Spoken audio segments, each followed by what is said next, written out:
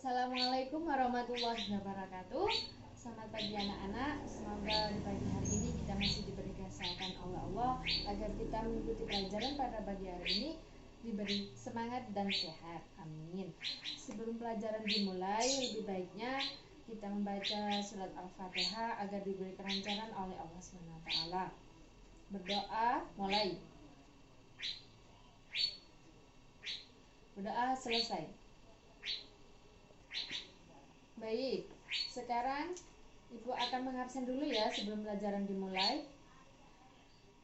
Hansen Akbar Wijaya masuk? Ada, Bu. Ada. Sinanudani Aliza Masuk, ada? Bu. Ada. Afifah Khailun ada? Sakit, Bu. Sakit ya, semoga diberi kesehatan ya. Arinta Rahma Ya, masuk? Bu. Ya. Selin? Hadir, Bu. Hadir. Arsya Paranata? Saya, Bu. Alicia India? Izin, Bu. Oh izin, oh ya, nanti kalau nggak ada suratnya suruh ngambil surat ya. Nanti. Baik, Ibu akan memasuki yaitu materi akidah akhlak yang membahas tentang taat, tentang khauf, ikhlas, sabar. Banyak sekali ya di akidah akhlak pembahasan tentang akhlak di kehidupan kita sehari-hari. Yang pertama yaitu bab tentang taat. Pengertian taat dan dalil naklinya Al-Quran. Taat dapat diartikan patuh. Dengan kata lain, taat adalah upaya untuk selalu mengikuti petunjuk Allah dengan cara melaksanakan perintah dan menjauhi segala larangannya. Ketaatan seseorang kepada Allah sangat bergantung kepada keimanannya. Semakin kuat imannya, semakin taat kepada Allah. Kalau taat kepada Allah Subhanahu wa Ta'ala, kita juga harus taat kepada siapa? Rasulullah. Taat dibagi menjadi 3, yaitu taat kepada Allah Subhanahu wa Ta'ala. Taat kepada Allah Subhanahu wa Ta'ala yaitu taat menjalankan semua perintahnya dan menjauhi segala larangannya. Yaitu berikut firman Allah Subhanahu wa Ta'ala yang dibaca sama Nandung. Silahkan. Terima kasih Nandung. Ada 3 makna taat kepada Allah Subhanahu wa Ta'ala, yaitu taat bermakna patuh, penurut, dan tunduk. Taat bermakna patuh. Taat bermakna patuh. Taat bermakna patuh adalah mematuhi perintah Allah Subhanahu wa Ta'ala dan menjauhi larangannya perintah Allah. Contohnya yang menjauhi larangannya yaitu berminum-minuman, bermabuk-mabukan, meninggalkan sholat fardu, berjudi, mengambil hak orang lain. Dan yang menjalankan perintahnya yaitu seperti sholat, puasa, menunaikan zakat, dan lain-lain sebagainya. Taat bermakna penurut. Taat bermakna penurut adalah menuruti semua aturan yang bersumber dari ajaran Islam. Contohnya yang tercantum dalam surat Al-Maidah ayat 6 yang menerangkan jika kita hendak melaksanakan sholat harus ada aturan, yaitu harus berwudu atau bertayamum. Selanjutnya, taat bermakna tunduk. Taat bermakna tunduk adalah tunduk terhadap qadha dan qadar, yaitu datangnya dari Allah Subhanahu wa Ta'ala. Seperti kita tunduk bahwa Allah Subhanahu wa Ta'ala menetapkan manusia hanya boleh beribadah kepada Allah, kecuali kalau nggak beribadah sama Allah dilarang sama Allah ya. Selanjutnya, taat kepada Rasulnya. Taat kepada Rasul yaitu setiap muslimin harus melaksanakan ajaran-ajaran yang terdapat dalam hadis Nabi Muhammad SAW. Selanjutnya, taat kepada ulil amri atau pemimpin. Taat kepada ulil amri berarti setiap umat muslim harus taat terhadap setiap pemimpinnya masing-masing, selama masih dalam jalur kebenaran dan diridhoi Allah Subhanahu wa Ta'ala dan tidak menyimpang dari ajaran Islam. Jadi harus taat kepada pemimpinnya. Contoh, taat sama gurunya. Lah, kalau gurunya menerangkan yang baik, menjelaskan yang baik, harus didengarkan. Terus kalau gurunya memberi nasihat juga harus didengarkan, jangan nggak didengarkan loh ya. Contoh taat dan meneladaninya. Contoh taat kepada Allah Subhanahu wa taala yaitu melaksanakan sholat fardu 5 waktu dengan ikhlas dalam hati, menunaikan zakat atau sebagian hartanya di jalan Allah. Selanjutnya berpuasa di bulan Ramadan. Jadi itu tadi contoh dan taat meneladaninya, menjalankan perintah Allah, menunaikan itu sudah termasuk menjalankan perintah Allah ya, dan berpuasa di bulan Ramadan. Kemarin kita sudah melaksanakan puasa di bulan Ramadan. Puasa semua? Oh ya, pintar.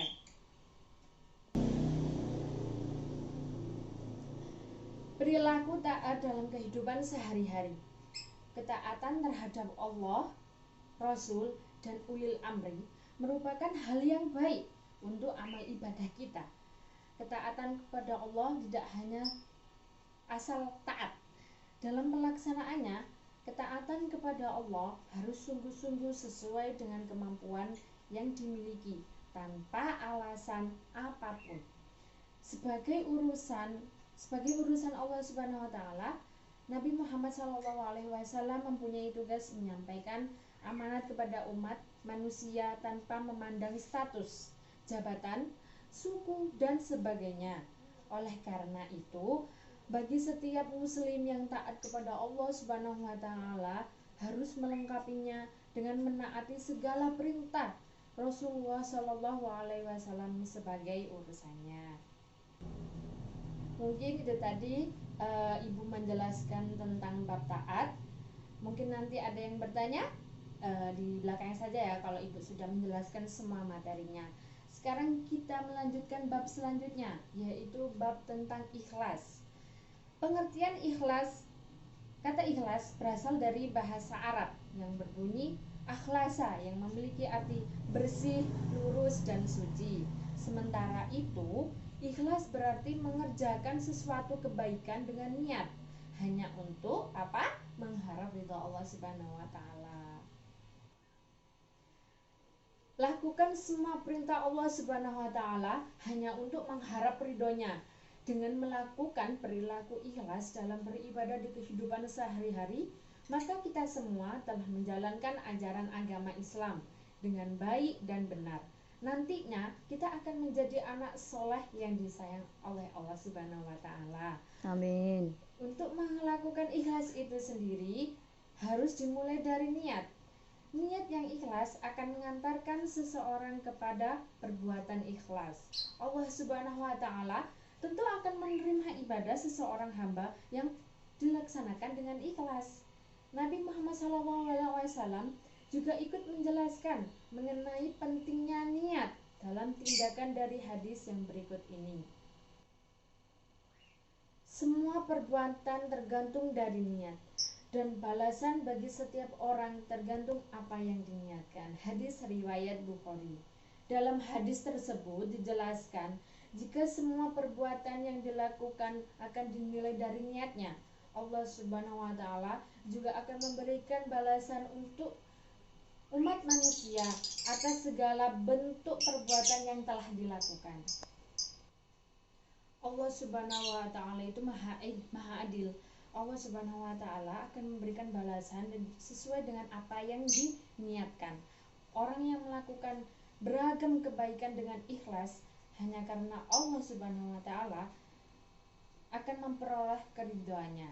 Amin. Semoga kita melakukan apapun dengan niat yang ikhlas akan diberi yang lebih oleh Allah Subhanahu wa taala ya. Amin amin. Contoh perilaku ikhlas dalam kehidupan sehari-hari. Ikhlas dalam beribadah. Allah Subhanahu wa taala menciptakan manusia untuk beribadah kepadanya. Maka dari itu, manusia mempunyai tanggung jawab untuk bisa beribadah kepada Allah Subhanahu wa taala. Ibadah kepada Allah Subhanahu wa taala tentu harus dilakukan dengan Ikhlas. ikhlas. Pintar. Ikhlas dalam mengerjakan tugas. Tugas menjadi salah satu tanggung jawab yang harus bisa diselesaikan oleh seseorang.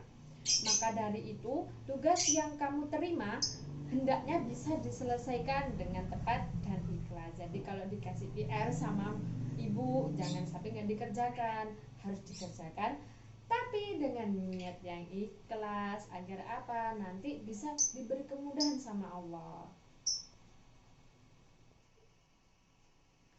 Perilaku ikhlas dalam mengerjakan tugas termasuk ke dalam salah satu contoh perilaku terpuji. Allah Subhanahu wa taala akan memberi pahala untuk orang yang memang senantiasa ikhlas dalam melakukan tugasnya. Jadi, kalau kita menjalankan tugas dengan baik, dengan hati yang ikhlas, insya Allah Allah akan memberi pahala yang sangat besar.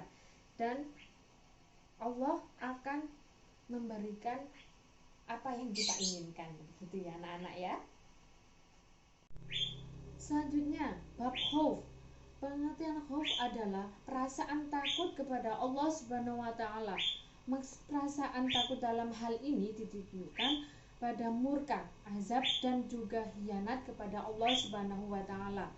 Menurut surat An-Nur ayat 52, mereka yang taat bertakwah dan takut kepada Allah Subhanahu wa taala adalah orang-orang yang padanya terdapat kemenangan. Dari segi bahasa sendiri, kata khauf ini mengakar dari kata khaufa, khaufan dan juga yakhaufu yang maknanya adalah takut. Dalam surat Al-Imran ayat 175, Allah Subhanahu wa taala berfirman agar manusia tidak takut kepada selain Allah Subhanahu wa taala, karena hanya kepada Allah perasaan takut ini tertuju. Adapun contoh paling nyata dari khauf ini adalah perasaan takut akan dosa-dosa yang bisa mendatangkan murka dan azab Allah.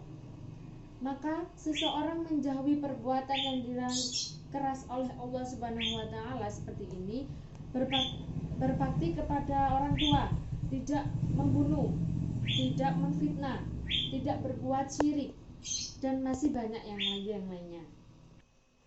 Selanjutnya, bab taubat.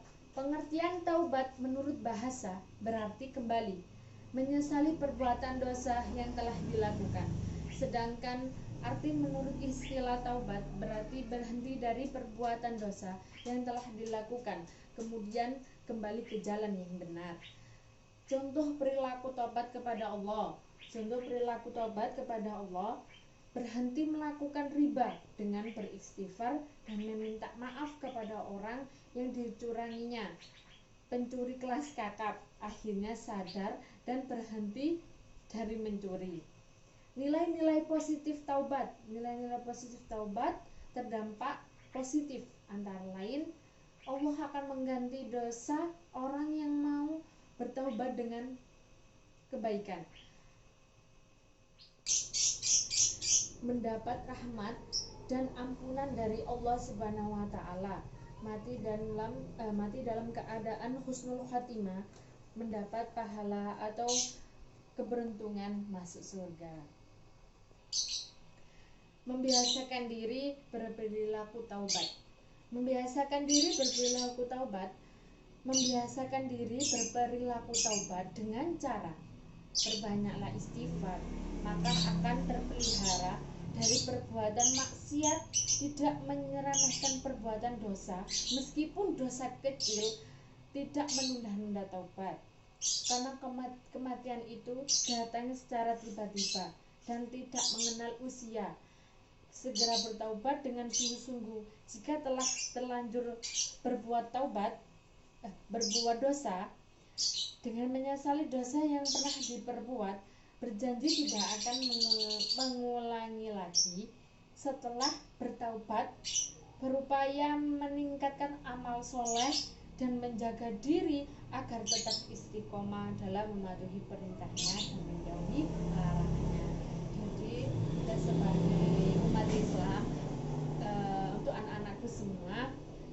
kita harus membiasakan diri untuk berperilaku tobat.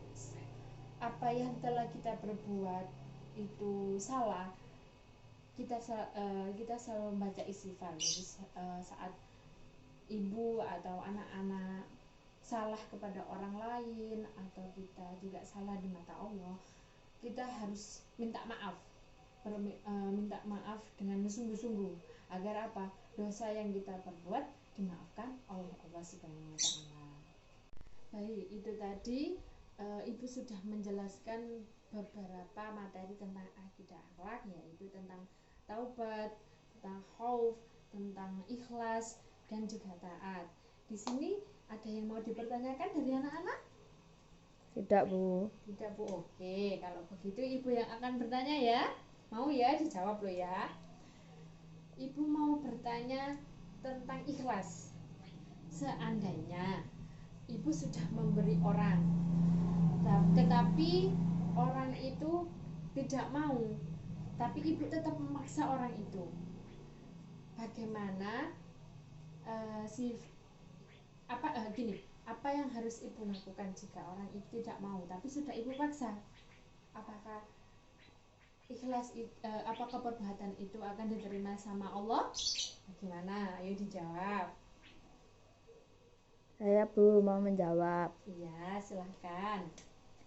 Ya, enggak apa-apa, Bu, dikasih aja walaupun orangnya tidak mau. Urusan nanti perbuatan kita diterima atau tidak sama Allah itu urusannya Allah. Terus masalah nanti kita dapat pahala apa enggak itu urusannya Allah. Yang penting niat di awal, kita kan berniat untuk memberi orang tersebut walaupun orangnya tidak mau, dan kita memberinya dengan niat yang ikhlas. Iya, pinter. Sip, udah dapat 100 ya besok ya. Oke, ada lagi yang mau bertanya atau ibu ngasih pertanyaan lagi? Enggak apa-apa, Bu. Enggak apa-apa ya.